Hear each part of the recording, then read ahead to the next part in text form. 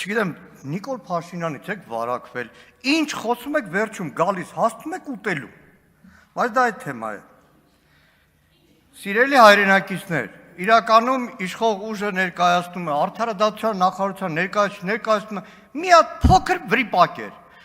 Այդ մի հատ փոքր վրիպակը ընտրություններից 2 ամիս առաջ դարձել է հարց, հայոց հարց։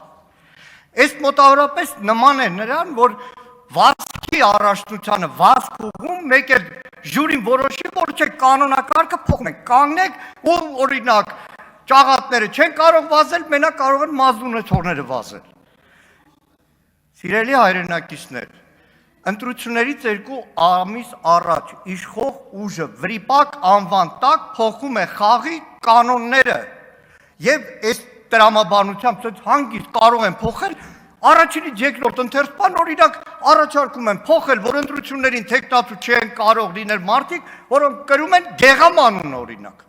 Կարակ ու դուք կարակ անեք էդի, որովհետեւ սահմանագծում չկա ձեր համար, ասում են վրիպակ է, Արդարադատության նախարարությունը այդ նախագծերը վերջում տեսել է, հաստատվել է, ուղարկել է նախագահային վավերացման, բայց ինչի այդքան մարդ պարգևաճառ տանում լավ աշխատանքի համար, եթե այդտեղ վրիպակ է թույլ տալիս։ Վրիպակ չի, ասեմ ձեզ, 6 օր առաջ Դանիել Հովհաննիսյան,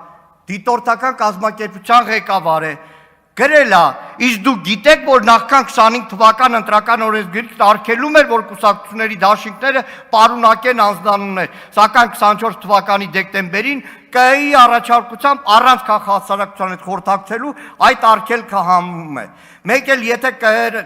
ինձ ահագին զարմացնում է իշխանությունից որոշների ինքնավստահությունը, որոնք կարծում են, թե կարող են գաղթագողի փոխել ընտրական օրենսգիրքը։ Այսպես ձեզ բացատրել եմ, որ ժողովուրդ չեք հասկացել, օրենքը փոխել եք, այսօր ձեր համար վտանգ է, այսօր վրիպակ օպերացիան